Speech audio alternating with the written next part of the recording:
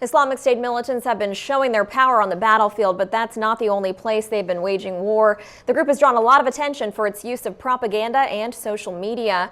I'm bringing in now VOA web reporter Matthew Hilburn, who has been following the Islamic State's activities online.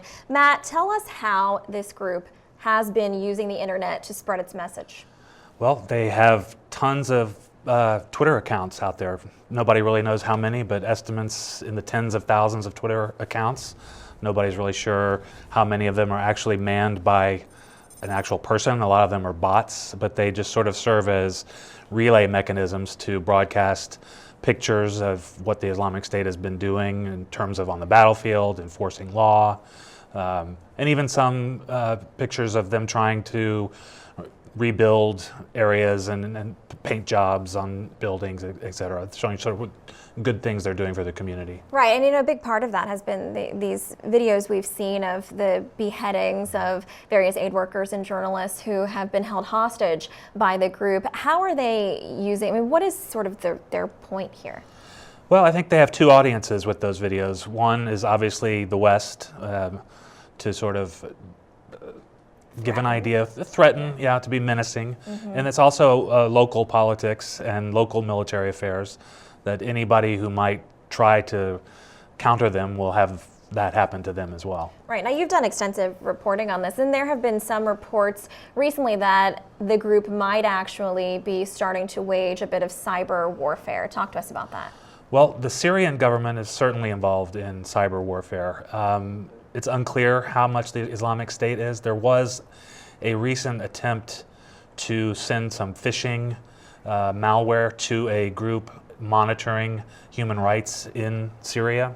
It was not a very sophisticated attack, but the idea was to try to locate this group of people who were reporting, trying to give more realistic reporting out of Syria than what ISIS propaganda shows.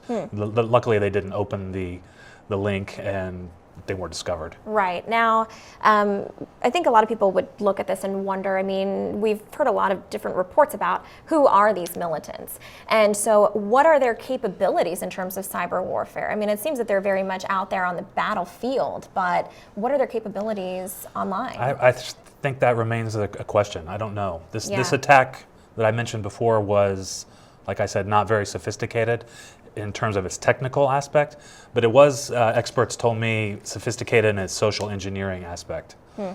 Yeah, and I think people might look at this and also think, okay, so if we've got these militants that we're trying to seek out and to stop from doing what they've been doing and waging this terror across Syria and Iraq, and we see that they're putting out these messages, can't we then track them down?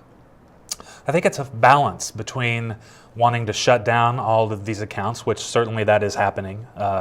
You see a lot of IS supporters, Islamic State supporters, who are, Joe Schmo 13, so they've been deleted 13 times, or 12 times rather, and they just keep coming back. But I think there also is some open source intelligence that can be gathered from their tweets as well. So I think there's sort of a hesitance to shut it all down, because then you would really not have any idea what's going on there. Right, and how does this speak to sort of the information age and this idea, this concept of information warfare? Well, like I said, I think it's, like we see in a lot of places, it's a delicate balance between eliminating all of the accounts, which they probably could do, but keeping some that are open, that allow a view into their world, so to speak, however useful that might be. Well, Matt, thank you so much for all you do to cover everything on the web for us. Again, Matt Hilburn, VOA web reporter.